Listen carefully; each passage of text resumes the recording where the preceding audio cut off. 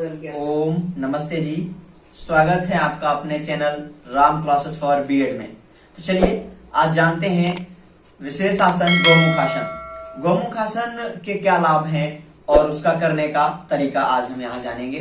तो उसका यानी गोमुखासन का अभ्यास करने से अंडकोश में वृद्धि में लाभदायक है और धातु रोग, बहुमूत्र और स्त्री रोगों के लिए विशेष उपयोगी है आपका यह गोमुखासन। यकृत, गुर्दे, वक्षस्थल को बल प्रदान करता है, साथ में संधिवात यानी गठिया इत्यादि के लिए भी उपयोगी है।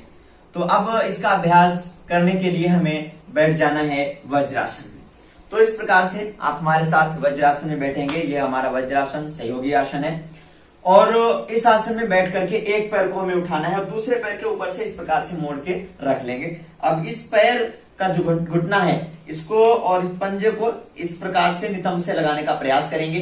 जो पैर हमारा ऊपर है, जो घुटना ऊपर है, वो वाला हाथ हमारा ऊपर, दूसरा नीचे से और पीछे आपस में पकड़ लेंगे और दृष्टि सामने रहेगी। इसमें आप कम से कम 30 सेकेंड अवश्य रुकें और कुछ समय तक रुकने के बाद धीरे धीरे वापस आएंगे। अब देखो इसमें पीछे है ना, अभी मैं पीछे की स्थिति दिखाता हूं। तो इस प्रकार से आप वापस आएंगे, फिर दूसरे पैर से करना होता है। तो दूसरे पैर से करने के लिए दूसरे पैर को मोड़ेंगे यानी बाएं पैर को मोड़ेंगे, दाहिने पैर के ऊपर से रख लेंगे और अब हमारा बायां हाथ ऊपर जाएगा और दाहिना हाथ नीचे से और पीछे आपस में पकड़ने का प्रयास करेंगे। दृष्टि सामने, सांसों की गति सामान्य रहेगी और कुछ समय तक इसी स्थिति में रुकेंगे, फिर धीरे धीरे वापस आएंगे। तो यह आपका जो करने की विधि है मैं बता रहा हूं। वज्रासन में बैठ के एक पैर को ऐसे मोड़ा, दूसरे पैर के ऊपर से रख लिया।